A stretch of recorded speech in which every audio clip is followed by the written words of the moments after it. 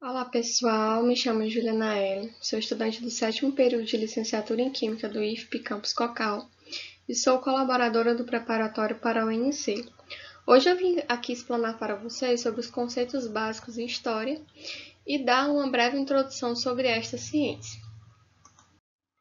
Bem, qual a origem e desenvolvimento da História?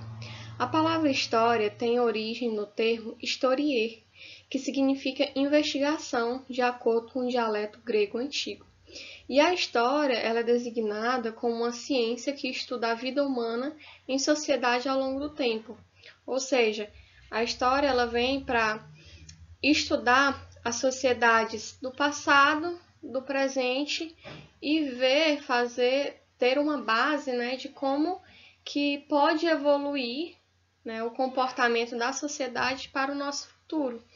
Então, ao passo que nós vemos que a história ela vem para estudar a vida humana, nós podemos dizer que o homem ele é o principal objeto de estudo da história. Por que isso?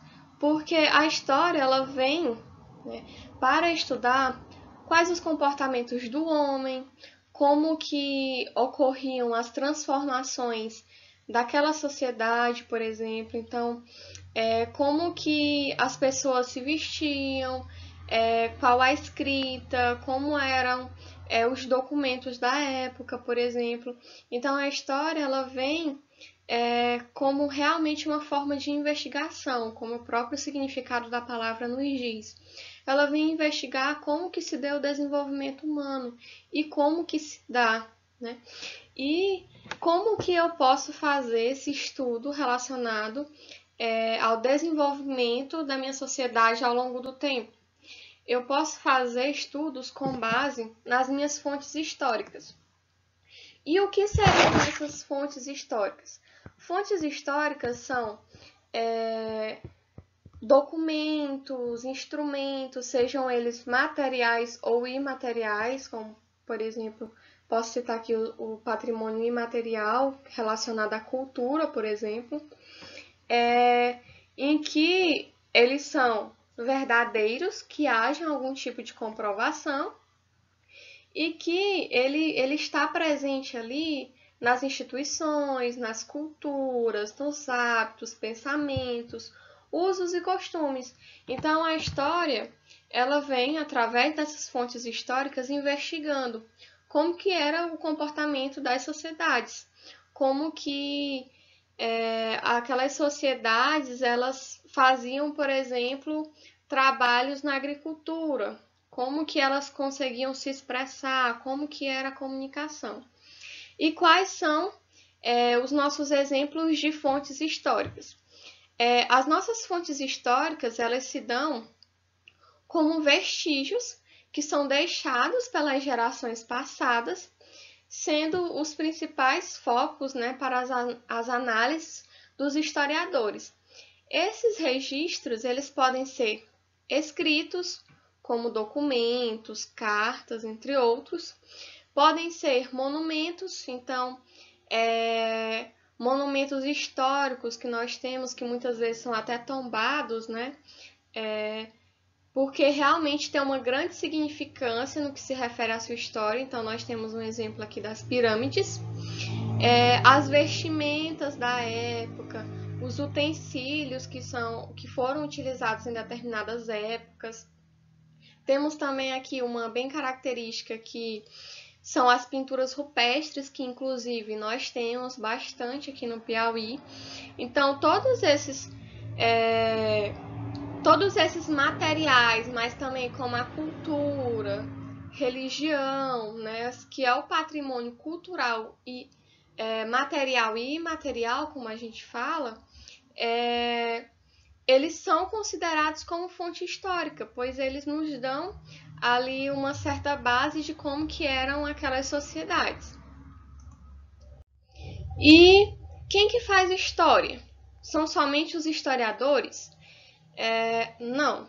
Os historiadores, é claro que são pessoas que têm formação na área, que atuam ali nessa área em busca dessas informações. Eles têm como objetivo compreender as ações, desejos, pensamentos, sentimentos, criações culturais em diversas sociedades em diferentes épocas. Mas será que são somente eles que fazem história? Não. Nós em si somos sujeitos históricos. Mas como assim? Nós somos sujeitos históricos porque nós fazemos ações, nós fazemos inúmeras coisas. Então, por exemplo, o simples fato de eu levantar, por exemplo, pela manhã e escovar meu dente é um processo histórico. Ah, mas por que a Júlia não está lá no livro como uma pessoa que escova os dentes, por exemplo? Porque isso é algo habitual de todo mundo faz isso. Não é algo que nunca foi revelado, entendem? Então, nós somos sujeitos históricos à medida que nós praticamos as nossas ações. Então, um exemplo que leva até a ciência, Marie Curie, que é uma grande cientista na área de química que descobriu a radioatividade. Marie Curie, ela é uma personalidade histórica, porque ela fez um grande feito histórico, que foi descobrir elementos radioativos e dar início a pesquisas relacionadas à radioatividade, certo? Quem faz história, quem escreve a história, deve procurar um significado e explicações plausíveis para os fatos históricos. Para isso são utilizados conceitos, teorias, métodos de pesquisa. Eu não posso simplesmente chegar e dizer que, por exemplo, na Idade Média, os costumes das pessoas eram relacionados a determinadas coisas. Eles tinham certos hábitos. Eu não posso simplesmente chegar e falar isso. Eu tenho que ter base, eu tenho que pesquisar, eu tenho que fazer teorias, eu tenho que elaborar conceitos, eu tenho que fazer todo um método de pesquisa, todo um procedimento para que aquele fato histórico que eu estou abordando, ele seja realmente dito como verídico e que seja colocado como fato histórico. Então, fazer história, ela vem baseada em muitas análises, muitos conceitos, teorias e, consequentemente, métodos de pesquisa. E aí, nós podemos aqui mencionar que, ao longo do tempo, a história ela vem se desenvolvendo, assim como todas as outras ciências. Só que a história, ela vem também ampliando seu campo de visão no que se refere à observação de relatos, por exemplo.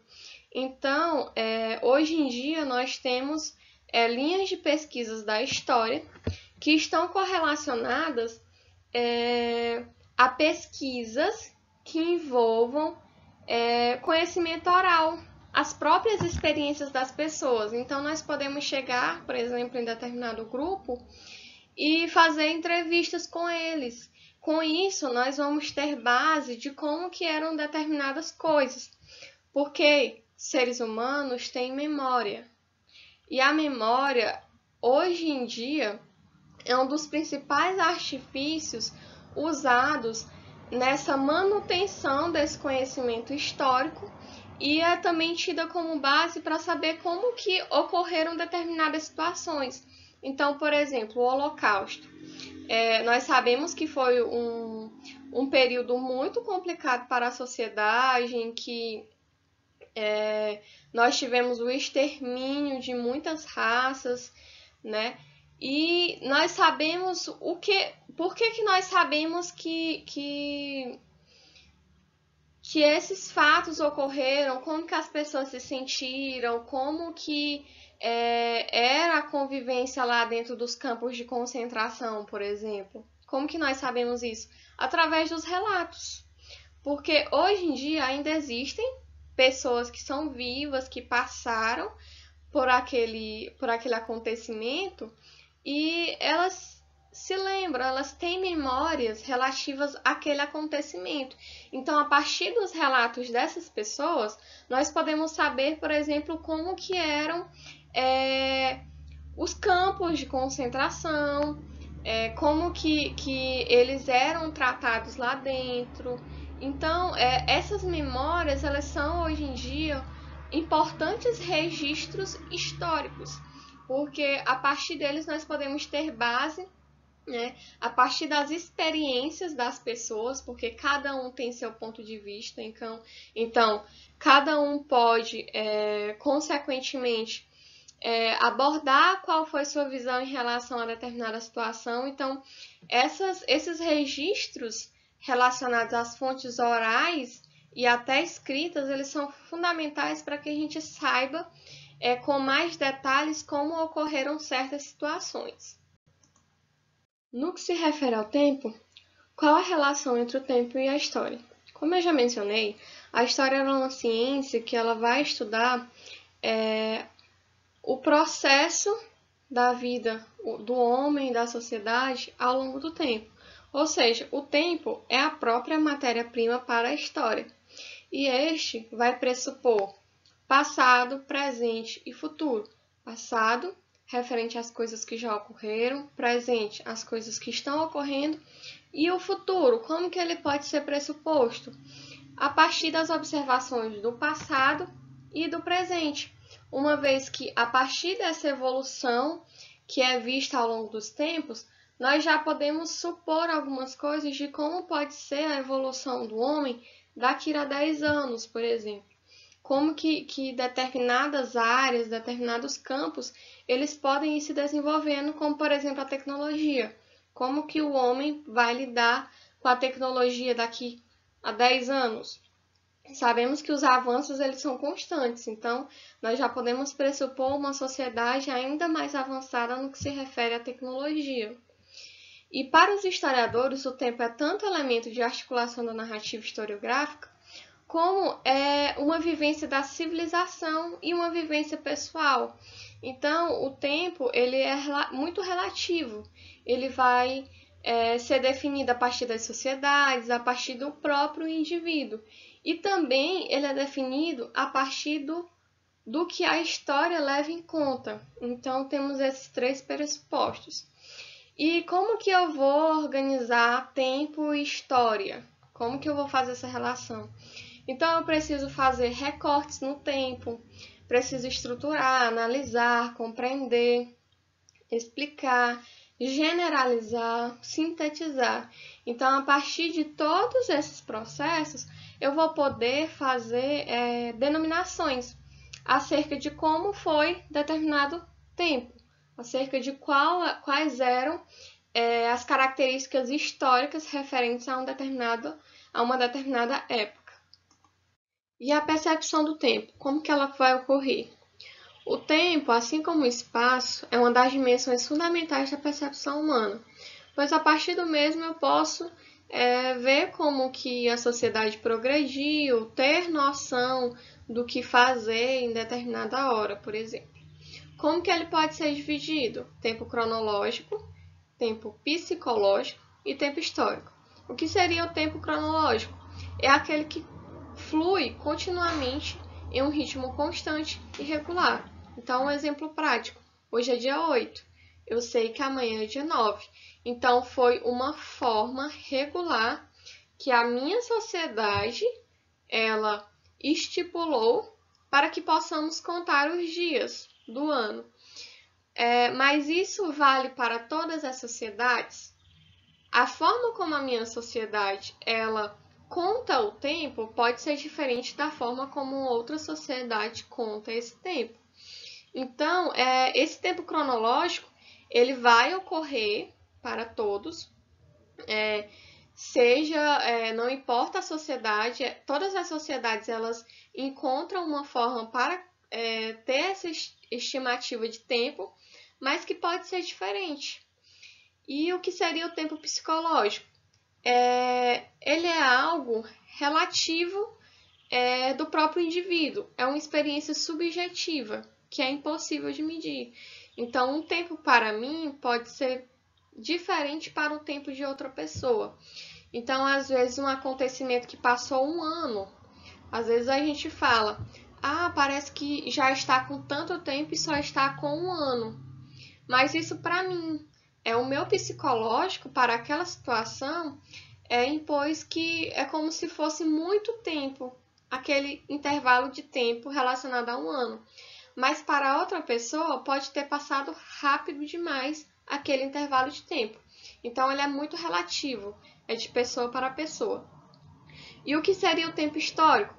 É uma ferramenta utilizada pelo historiador para estabelecer datas de eventos, duração de processos históricos, entre outros. Então, um fato interessante são os séculos, que os historiadores acharam interessante, né, de acordo com suas pesquisas, colocar esse intervalo de tempo. A cada 100 anos nós temos um século. Então foi uma forma que eles acharam para organizar o tempo e organizar esses estudos, fazer as comparações das sociedades entre cada século. E como eu já mencionei, o tempo ele é medido de diferentes formas em distintas sociedades. Então, ele pode ser medido de uma forma aqui, mas pode ser medido de uma outra forma em um outro país, em um outro continente. Então, vai de sociedade para sociedade. E a partir dessas explicações, eu espero que vocês tenham conseguido compreender sobre esses conceitos básicos relacionados à história e que eles possam servir, né, como base para os estudos futuros relacionados a esse preparatório para a UNC. Boa sorte e até a próxima!